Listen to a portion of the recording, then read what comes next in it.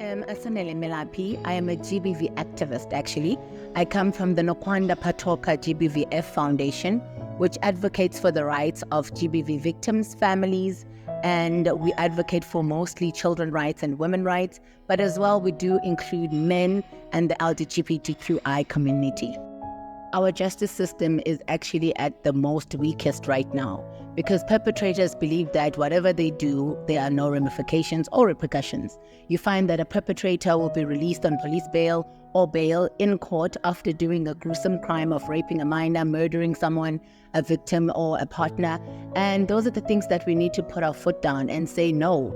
Bail should not be allowed to people that do GBV at all, so that we send a clear message that it is not tolerated in our country. There's something very wrong with our laws as well, because our laws were devised, don't forget, for people who are fighting for apartheid and freedom. And now that is no longer the case. We are fighting against our own, murdering our own. And that is the problem.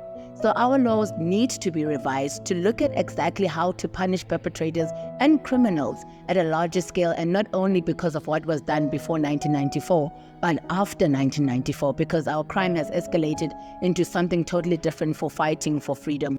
Civic society organization, no one pays attention to them. Our government doesn't, they don't get funded, they don't get capacitated. So you need to be really a special breed to get to as far as I am right now.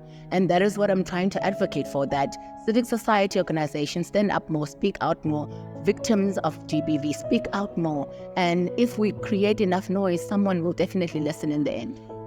We're definitely losing at a margin higher than we have ever expected, because we're not taking GBV seriously. And right now, every day 3 children are raped and every day 4 women are murdered. That is higher than what it was last year and the previous years.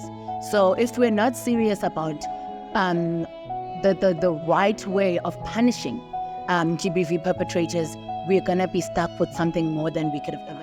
You can see that most of this GBV occurs in underprivileged communities, but now it's infiltrated into suburbs, into the rich families. So there's a lot of uncertainty when it comes to men. So the pattern is that men are not becoming real responsible fathers. They're not raising their own children, and children are growing up without father figures, which in turn creates this angry young adolescent mind, which becomes now a perpetrator as they become an adult, because those triggers are there in real life. And it happens that they react to the childhood traumas that they've grew up with, or whatever they were made fun of when at the age that they were growing up. This is about what I observed from men. What triggers them? What makes them angry? Why do they do this? Because of rejection, because of lack of love, because of lack of a father figure, because they had no one to be a role model. They feel that if their father was there, so many things would have changed in their lives. And if you see now in our communities, Black communities, there's more or less children who have fathers raising them. And that is why it's increasing in underprivileged communities, because that's where it's happening the most. All the best with your work. Thank you very much. Thank you so much.